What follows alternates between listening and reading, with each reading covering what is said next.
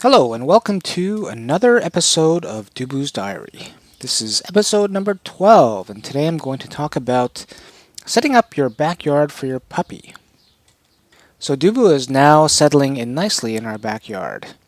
Initially, when we got him in February, it was pretty easy to puppy proof the area, as we had a lot of snow and I was able to create snowbanks in areas we didn't want him to go into.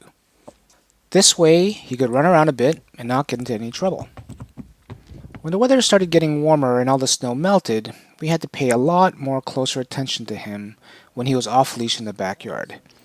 He really liked to explore and pick up things that weren't good for him and put them in his mouth. The most troublesome were these little white marble pebbles or rocks we have in the yard. He would pick them up, and it would be really difficult to have him drop them. It hasn't been easy teaching him to drop items from his mouth much of the time. It's like a game to him. It's a long training process to get him to learn not to pick up things and eat things that are from the ground. I swear Dooboo is part cow. His coat even looks like a cow pattern. He really likes to chew and eat grass. And grass is not bad for your puppy, but you don't want him to eat it all the time as it encourages other bad habits. Dooboo also likes to pick up and chew on bugs, small or big, in our backyard. It seems this year there have been more and bigger bugs in our backyard, and I've had to pick up these large black beetles that were on our lawn and move them elsewhere because Dooboo kept on sniffing them out and wanting to pick them up and eat them.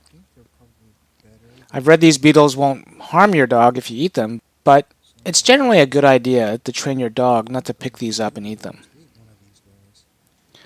We now trust him a lot more in our backyard, but there are still things that we have to watch carefully.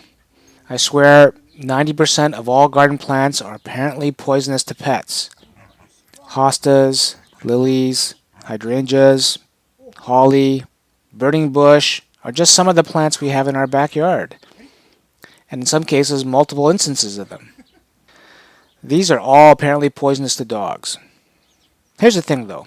You don't need to get rid of all of your plants because they're reported to be poisonous to your pet. In most cases, or in many cases, your pet would have to eat a large amount of the plant to get really sick. And in general, dogs won't eat a lot of these plants because the taste is not agreeable to them. That being said, we're always being careful that he doesn't venture into these areas and start munching on them because Dooboo, like many other dogs, likes to eat. I think it's better to constantly train your puppy to not eat these things. Giving your puppy exposure to these plants and training him to avoid them, I think, is a better strategy than removing all the plants in your garden that may be at risk. Because who knows, in the future, your dog can be walking along any kind of path and there'll be these plants that he may want to pick up and eat. So these are good training opportunities. Now that he's close to 6 months, we're getting ready for what's going to be a rebellious period in his life. The teenage period when dogs start to test boundaries and regress. We've noticed a few improvements in his behavior, like the amount of biting has come down quite a bit, and his walks are starting to get a bit better, but Dooboo still has a long way to go.